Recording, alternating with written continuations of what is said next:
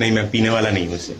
आप देख रहे होंगे ये पानी है एक कप में, और नीचे कुछ आप देख रहे होंगे यहाँ पे गंदगी जमी हुई है, मिट्टी जमी हुई है,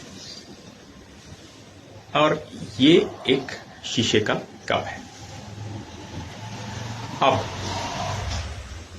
हमारे मन में अक्सर ये सवाल आता है कि हम अच्छे कर्म करें ही क्यों, और अच्छे करने वालों को, सीधे लोगों को, संत लोगों को कौन सा उससे सुख मिला है पूरे जीवन में? हमेशा दुखी तो मिला है। तो हमारा जो जीवन है, जो मैं मोटा मोटा तौर पर समझ पाया, वो इस कांच के बर्तन की तरह है, और जो हमारे पाप कर्म और पुण्य कर्म है वो इस बर्तन में संचित होते हैं, और ये पूर्व जन्म से संचित होकर आ रहे होते हैं। उसी के अनुसार हमारा ये जन्म प्रभावित भी होता है, उसका प्रारब्ध बनता है।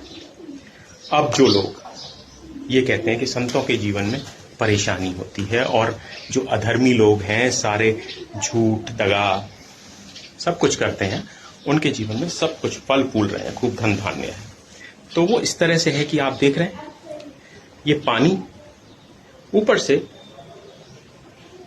उतना गंदा नहीं है जितना इसकी तलहटी पर है। तो जो लोग अभी तक खूब, जिनको आप देख रहे हैं कि खूब फल फूल रहे हैं, पर उनमें कोई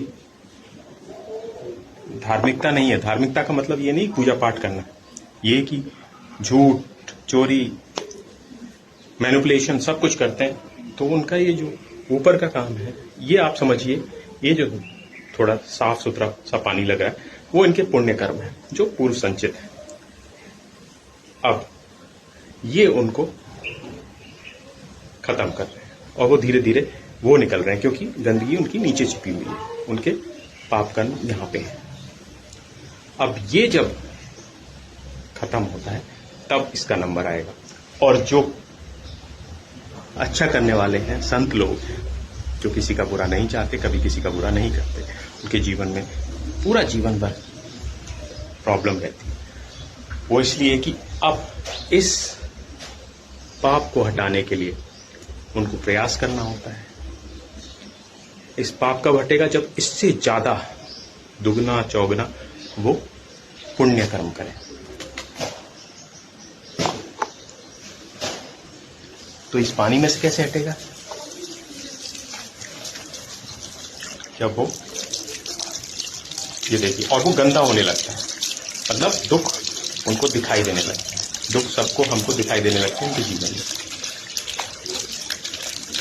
और जब तक ये पूरी तरह से साफ नहीं हो जाता पानी, तब तक उनको दुख ही दुख दिखाई देते हैं। और एक वक्त ऐसा आता है कि जब उनके कर्म, पाप कर्म पूरी तरह से उनके जीवन से निकल जाते हैं, और बचता है तो सिर्फ साफ, ट्रांसपेरेंट